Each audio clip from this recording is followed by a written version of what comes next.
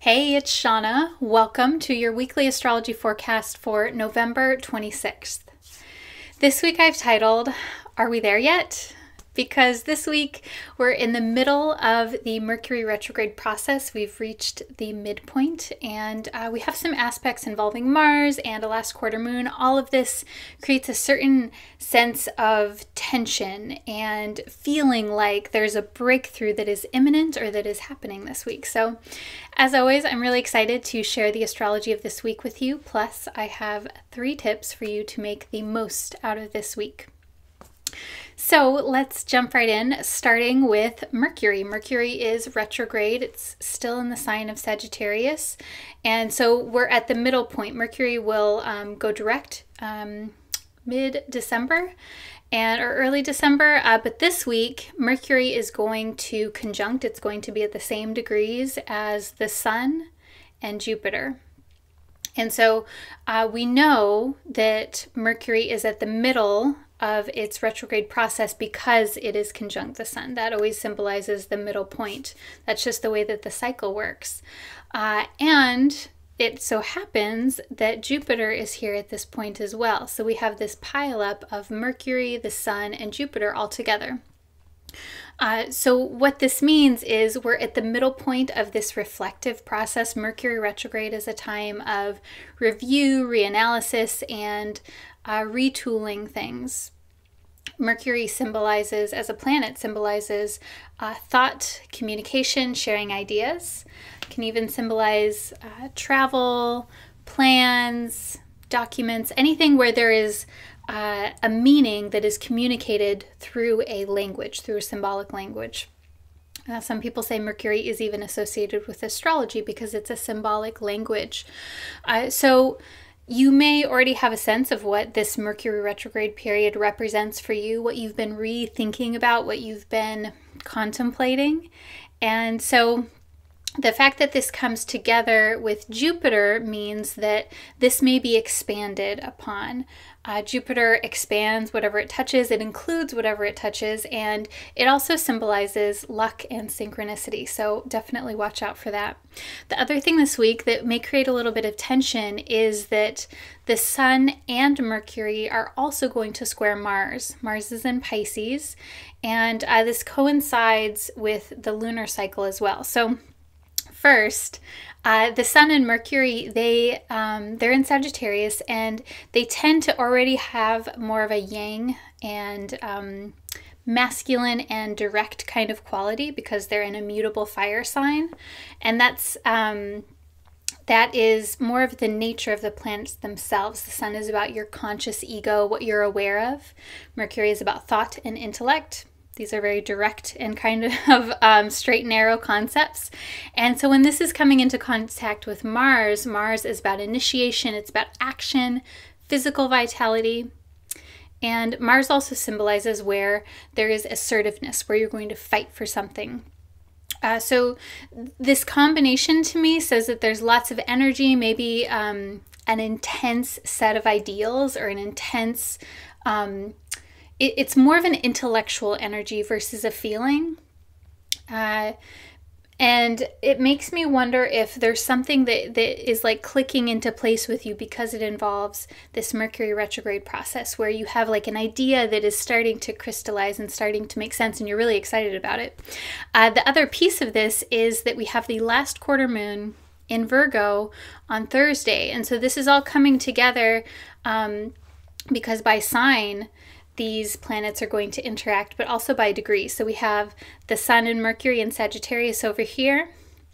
Imagine that a square, we have Mars and Pisces, and then exactly opposite Mars, we have the moon, which will be at that last quarter phase. So we have what's called a T-square in astrology. So this, again, it just means that there's a lot of intense energy, especially around thought or what it is that you're conscious of, and maybe something starting to break through, the pieces starting to come together or fall apart, whatever it may be. And then the last thing that's happening is Venus will oppose Uranus. And so this is not the first time that this has happened this year, because if you remember, Venus was retrograde a few months ago. And so this is the last time that this will happen for quite some time.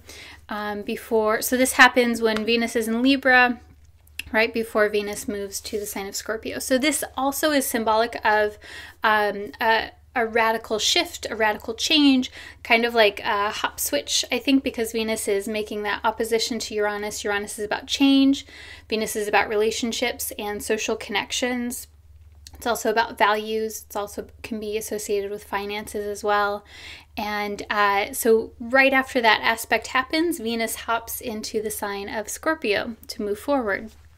And so again, like there's a lot of dynamic energy that's happening this week. I hope you're getting that feeling of it where if a breakthrough or something doesn't shift in your mind initially, it's like the steps are happening towards that. So going back to the title, Are We There Yet? You might be like feeling that momentum happening.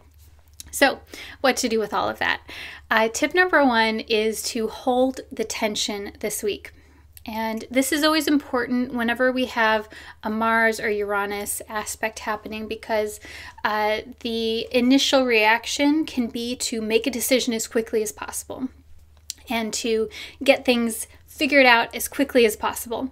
And that's not always the most fruitful or the most fulfilling or the most satisfying action. Sometimes, oftentimes, when it feels like there's a big change happening, it can help to hold the tension and to avoid making a knee-jerk reaction. And this doesn't mean that I want you to second guess yourself if you feel sure. If you feel sure, you go ahead, you get down and you do what you want to do. But if there's any kind of feeling of like hesitation or feeling like there's something more to what it is that you're contemplating or thinking about, I want you to let yourself be in that uncertainty. That's really important this week. Tip number 2 is to choose wisely. This goes along with the second tip of like really feeling out what it is that is happening. Again, we're still in the middle of the retrograde process, so you have time to figure things out. Tip number 3 is to use discrimination. And this goes back to the last quarter moon in the sign of Virgo. Virgo is all about discrimination. And what I mean by this is when you're making decisions this week, as you're taking actions, and as you're even, because it is the last quarter cycle of the moon, as you're even letting things go and wrapping up things that you're ready to move on from or let go of, or even just complete, I want you to use discrimination when you're doing this. So what is, and this could even tie back into the Venus retrograde cycle too, around your value system. Are you putting your time and effort and reviewing energy towards what it is that you value, what it is that's most important to you? And are you prioritizing according to your values? So all of that being said, I am going to, last thing, pull a card for you. And so this is a general, oh, wow. I guess this is the card. General theme for the week.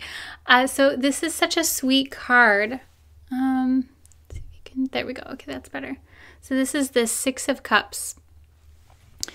And so the 6 of Cups is a very sentimental card, and it has a few different meanings. It can be associated with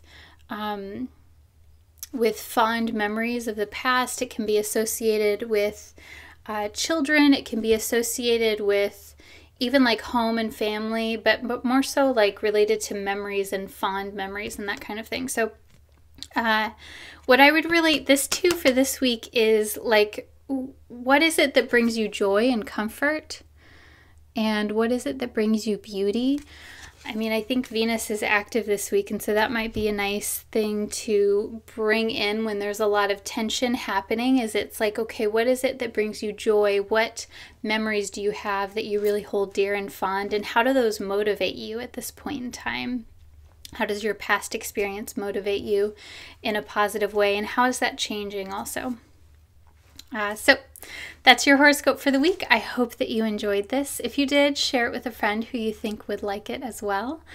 Also, P.S., I am still on a social media break and it's been really nice. So I hope that you enjoy this video and it's nice to connect with you here, even though I'm not on social media right now at this time. A lot of you have asked about a 2019 moon journal. That is happening. Please stay tuned. It will be available soon. And if you are interested in learning astrology with me live in person, I'm teaching a class on Mercury, which will be on December 9th, which is a Sunday at 5 o'clock in Carlsbad at Yoga Bound in Carlsbad, California. So we'll dig into Mercury, how to understand it and how to work with it and all of that fun stuff. So look forward to seeing you there and wishing you a wonderful week as always. Namaste.